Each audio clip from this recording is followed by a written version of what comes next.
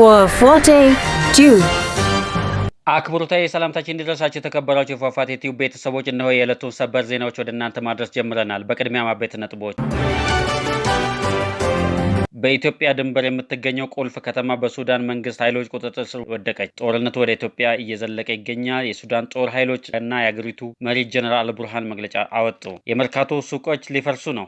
የ50 ዓመት ግብይት ስፍራ የነበረ ቦታ ሊነሳ ነው ተባለ። በምስራቅ አርሲ ዞን አሰኮ ወረዳ የኦርቶዶክስ ክርስቲያኖች ግድያ አሁንም ተባብሶ ቀጥሏል። መከላከያ በትግራይ ሚስጥራዊ ኦፕሬሽን ሊያካሂድ ነው። ለምረቃ ድግስ የተገዛው በሬ ተመራቂውን መሐንዲስ ወግቶ ገደለው። እንመለስበታለን። አድማጮቻችን፣ ተመልካቾቻችን ለቻናላችን አዲስ የሆናችሁ ሰብስክራይብ በማድረግ ይቀላቀሉን። መረጃው ለሌሎች እንዲደርስ ላይክ፣ ሼር ያድርጉ። በኢትዮጵያ ድንበር የምትገኘው ከተማ በሱዳን ኃይሎች ቁጥጥር ስር ገባች። ጀነራል አልቡርሃን ከኢትዮጵያ ድንበር አጠገብ የሚገኘውን ኮምሩክ ከተማ መቆጣጠራቸውን አስታውቀዋል። በሌተናል ጀነራል አብዱልፈታህ አልቡርሃን የሚመራው የሱዳን ሉዓላዊ ሽግግር መንግስት ይድረስ ለሱዳን ሕዝብ በሚል ርዕስ መግለጫ አውጥተዋል። በመግለጫውም የጦር ኃይሎችህ በኩራትና በክብር አዲስ ምዕራፍ እየጻፉ ነው፣ ከጅምሩ እንደሚጨርሱ፣ ከተዋጉ እንደሚያሸንፉ ቃል የገቡትን ተግባራዊ እንደሚያደርጉ እያረጋገጡ ነው።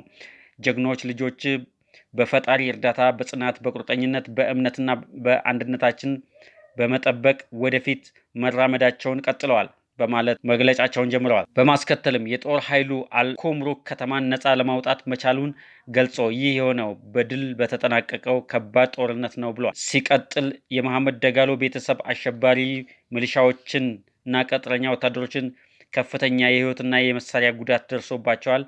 የቀሩ አባሎቻቸውም የጦር መሳሪያዎቻቸውንና ተሽከርካሪዎቻቸውን ጥለው ሸሽተዋል ያለው መግለጫው በኩምሩክ ከተማና አካባቢ ያለው ህዝብ ይህ ቀን እንዲመጣ በትዕግስት ሲጠብቁ በመቆየቱ ምስጋናቸውን አቅርበዋል።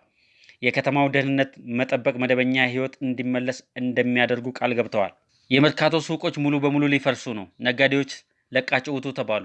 በአዲስ አበባ ከተማ እምብርት መርካቶ አካባቢ ጣና ገበያ ማዕከል ፊት ለፊት የሚገኘው ከ200 በላይ ነጋዴዎች የፌዴራል ቤቶች ኮርፖሬሽን በ20 ቀናት ውስጥ የንግድ ቦታቸውን ለቃችሁ እንድትወጡ በሚል ማስጠንቀቂያ እንደተሰጣቸው በማስታወቅ ውሳኔውን አወገዙ።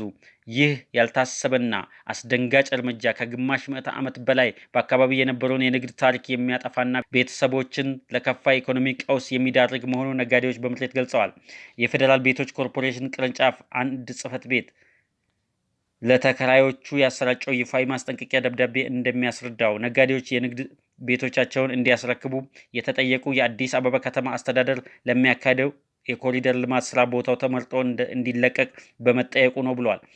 በቀድሞ ወረዳ 5 ቀበሌ 19 የሚገኘው ይህ የንግድ ቦታ የተከራዩት ግለሰቦች ይህ ደብዳቤ ከደረሳቸው ቀን ጀምሮ ባሉት 20 ቀናት ውስጥ ንብረታቸውን አንስተው የውሃና የመብራት ክፍያቸውን አጠናቀው የቤቱን ቁልፍ እንዲያስረክቡ የኮርፖሬሽኑ ደብዳቤ ጥብቅ ትዕዛዝ አስተላልፏል።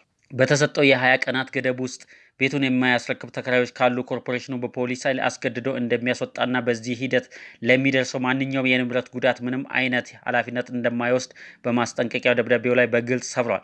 ለ50 ተከታታይ ዓመታት በመርካቶ ማዕከል የንግድ ምሰሶ ሆነው የቆዩት እነዚህ ነጋዴዎች የተሰጠው የጊዜ ገደብ እጅግ አጭር መሆኑን በመግለጽ ጉዳዩ የሚዲያና የሕዝብ ትኩረት እንዲያገኝ ጥሪ አቅርበዋል። ድንገተኛ የሆነው ይህ ውሳኔ በንግድ ስራቸውና በቤተሰቦቻቸው ህይወት ላይ ከባድ የኢኮኖሚ ስብራት እንደሚያስከትል ነጋዴዎች በከፍተኛ ስጋት እያስጠነቀቁ ይገኛሉ።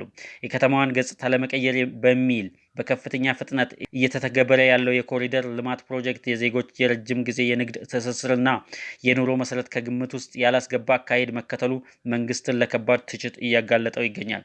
በሺዎች የሚቆጠሩ ዜጎች የዕለት ጉርስ በሚያገኙባት እና ሰፊ የስራ ዕድል በተፈጠረባት መርካቶን የመሰለ ግዙፍ የገበያ ማዕከል ውስጥ ያለምንም በቂ የዝግጅት ጊዜና የተተኪ ቦታ ማቋቋሚያ እቅድ ዜጎች በ20 ቀናት ውስጥ ንብረታቸውን አንስታችሁ ውጡ ማለት የአስተዳደሩን የፖሊሲ ክፍተትና የዜጎችን ሰብአዊና ኢኮኖሚያዊ ደህንነት ችላ ማለትን በግልጽ የሚያሳይ መሆኑን የፖለቲካና የኢኮኖሚ ተንታኞች በማንሳት ላይ ይገኛሉ።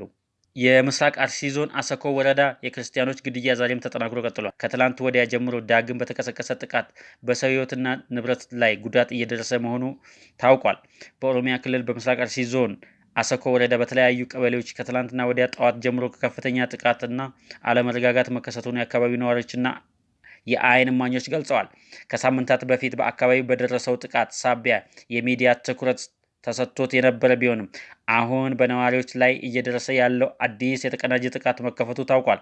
እስካሁን ከተለያዩ የአይን እማኞች በተገኘው መረጃ መሰረት ግጭቱ መጀመሪያ የተቀሰቀሰው በቢዮ ቀበሌ ሲሆን በአጭር ሰዓታት ውስጥ ወደሚከተሉት አካባቢዎች ተስፋፍተዋል። ጨፌ ቀበሌ፣ እሬቻ ሚካኤል ቀበሌ፣ ሌንጫ ኦዳ በራርቲ ጫካ ውስጥ፣ ኳስ ድሬ፣ ዲቡ፣ ሱንቴ ማርያምና ወራንቡስ ውስጥ በተከፈተው ተኩስ እስካሁን ባለው መረጃ መሰረት ቢያንስ የ4 ሰዎች ሕይወት ማለፉ ተረጋግጧል።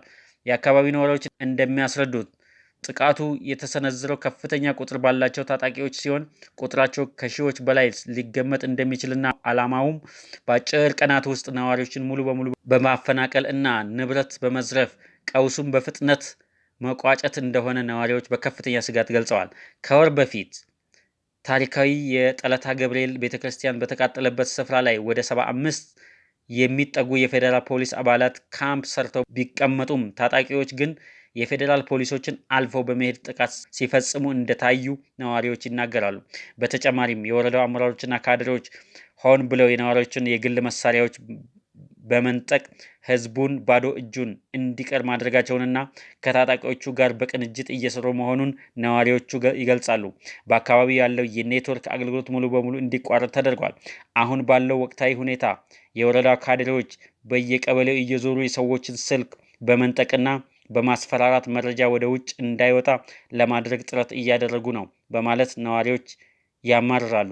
በአሁኑ ሰዓት በአካባቢው ያለው ሁኔታ እጅግ አሳሳቢ በመሆኑና የጸጥታ ኃይሎች በአስቸኳይ ጣልቃ ገብተው ጥቃቱን ካላስቆሙ ከፍተኛ የሰብአዊ እልቂት ሊከሰት እንደሚችል ነዋሪዎች ድምጻቸውን እያሰሙ ይገኛሉ። መከላከያ አነስተኛ ኦፕሬሽን እንዲሰራ ጥሪ ቀረበለት። ትግራይ ላይ አሁን ባለው ነባራዊ ሁኔታ ነገሮች እየተወሳሰቡ ነው ተባለ። የትግራይ እናቶች ከጸሎት አልፎ የክልሉ መንግስት ንብረቶች ላይ ድንጋይ መወርወር ጀምረዋል። አዲስ አበባ ሰሚት ላይ ከክልሉ የወጡ ወጣቶች በጎዳና እጃቸውን እየዘረጉ እንደሆነ የትግራይ ተወላጆች በየድህረ ገጹ እየተናገሩ ነው። የአሜሪካና የአውሮፓ ኤምባሲዎች በየሳምንቱ ህወሓትን እያወገዙ ነው። ታዋቂ የትግራይ ተወላጅና ፖለቲከኞች መንግስት ጣልቃ እንዲገባ ተደጋጋሚ ጥሪ እያቀረቡ ይገኛሉ። መከላከያና ህወሓት ወደ ፉል ስኬል ጦርነት ይገባሉ ተብሎ ሲጠበቅ የነበረ ቢሆንም አሁን ግን መሬት ላይ ያለው እውነታዎች እየተቀየሩ መምጣታቸውን ያሳያል። ምናልባት የፌዴራል መንግስት ጥቂት ኮማንዶዎችን ተጠቅሞ ዋና የህወሓት አመራሮችን ብቻ ኢላማ ያደረገ አጭር ኦፕሬሽን ሊያደርግ እንደሚችል ብዙዎች ግምታቸውን እያስቀመጡ ከመሆኑም በላይ ይህ እንዲደረግ ጥያቄዎች ቀርበዋል መባሉ ተሰምቷል። ለምርቃቱ በተገዛው በሬ ተወግቶ የሞተው ወጣት አሳዛኝ ገጠመኝ። ከጎንደር ዩኒቨርሲቲ በኤሌክትሪካል ምህንድስና ዘርፍ በቅርቡ የተመረቀው ወጣት ፍስሐ አስማማው ለምርቃት ድግስ ተብሎ በተገዛው በሬ ተወግቶ ህይወቱ ማለፉን ተከትሎ ብዙዎች ልብ ነክቷል። ወጣቱ ከሳምንት በፊት ከተመረቀ በኋላ ደስታውን ከቤተሰቦቹ ጋር ለማክበር ወደ ትውልድ አካባቢ አምርቶ የነበረ ቢሆንም በትላንትናው ዕለት ለድግስ የተዘጋጀው በሬ በድንገት ተወግቶ ህይወቱ ሊያልፍ ችሏል። የቀብር ስነ ስርዓቱም በጋይንት ጎብ ቀራኒዮ መድኃኔዓለም ወዳጅ ዘመዶቹ እና የክፍል ጓደኞቹ እና የአካባቢው ማህበረሰብ በተገኘበት ተፈጽሟል። የነገው የሀገር ተስፋና የቤተሰቡ መከታ የነበረው ወጣት ፍስሐ በአጭር መቀጠፉ ያሳዝናል። ለቤተሰቦቹ መጽናናትን እንመኛለን። ለቻናላችን አዲስ የሆናችሁ ሰብስክራይብ በማድረግ ይቀላቀሉ። መረጃው ለሌሎች እንዲደርስ ላይክ፣ ሼር ያድርጉ። ሰናይ ጊዜ